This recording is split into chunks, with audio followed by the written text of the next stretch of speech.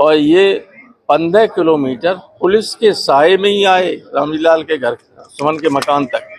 तो पुलिस का संरक्षण होता तो हमारे कार्यकर्ता उस दिन भी इनको ठीक कर। करणी सेना एक संगठित अपराधियों का गिरोह जैसा है। गुजरात की पुलिस ने करणी सेना के अध्यक्ष की पगड़ी को उछाल के और मार पीट के ले गए थे। इन्होंने कुछ नहीं किया।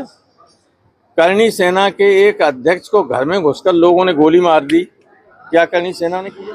और रामलीला सुमन पर चढ़ के आ गए, क्योंकि दलित ये लोग कोई काम ऐसा करते नहीं। लोगों को ध्यान बटाने के लिए कोई विकास का काम नहीं करेंगे, जनता के हित का कोई काम नहीं करेंगे, लोगों को रोजगार नहीं देंगे, महंगाई पर रोक नहीं लगाएंगे, तो जनता का ध्यान बटाने के लिए यही काम करेंगे।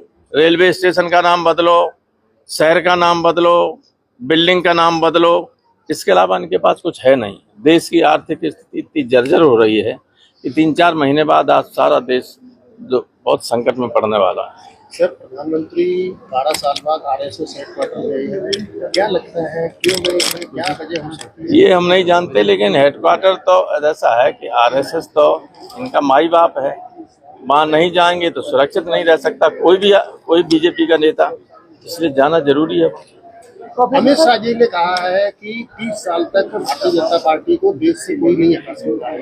ये बयान किस तरीके का नजरिया पेश करता है? ऐसा है, जो डिक्टेटरशिप की मानसिकता के लोग होते हैं उस तरह के लोग डेमोक्रेसी में ये बयान दे सकते, वरना लोकतंत्र में तो जनता से बड़ा कोई नहीं। इनकी सत्ता में रहने का टाइम कांग्रेस जितना नहीं रहा, कांग्रेस इतना नहीं रहा और न रह सकता है। तो वो जब चले गए, वे नहीं बच पाए, तो ये कैसे बच पाए? रामजीलाल सुमन जी के बयान के बाद में करणी सेना ने उनको जान से मारने की धमकी दी है और इनाम घोषित किया है। समाजवादी पार्टी इस बयान को लेकर के, करणी सेना के बयान को लेकर क्या कहेगी?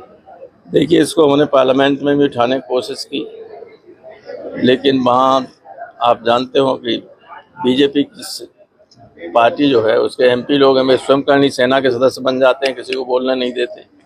लेकिन सुमन जी को जिस तरह की धमकी दी गई है, उस धमकी का हम लोग जवाब दे सकते हैं शांतिमय तरीके से। प्रशासन की इसमें बहुत बड़ी जिम्मेदारी रही और गलती रही, क्योंकि उस दिन चीफ मिनिस्टर आगरा में थे। रामजीलाल सुमन जी के घर से 1 किलोमीटर के दायरे के अंदर उनकी मीटिंग चल रही थी। तो आप जानते हैं, शहर में अगर मुख्यमंत्री हो तो चप्पे चप्पे पर पुलिस की नज़र रहती है। और ये 15 किलोमीटर पुलिस के साये में ही आए रामजीलाल के घर सुमन के मकान तक। तो पुलिस का संरक्षण होता तो हमारे कार्यकर्ता उस दिन भी इनको ठीक कर देते।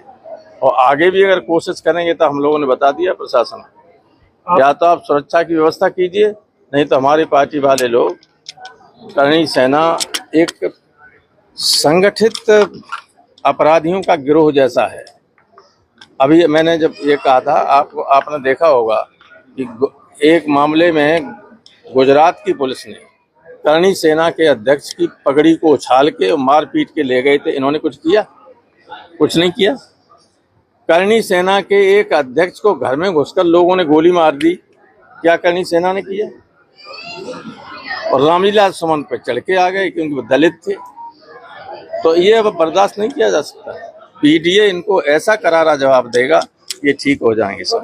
मुख्यमंत्री ने रामचरितमानस का पाठ चैत्र नवरात्रि को लेकर बोला है कि रामचरितमानस का पाठ हर जिले में किया जाएगा, साथ ही अवैध बूचड़ खानों पर कार्रवाई के लिए भी बोलिए, मीट की बिक्री बंद है। ऐसा है कि जब विनाश काले विपरीत बुद्धि,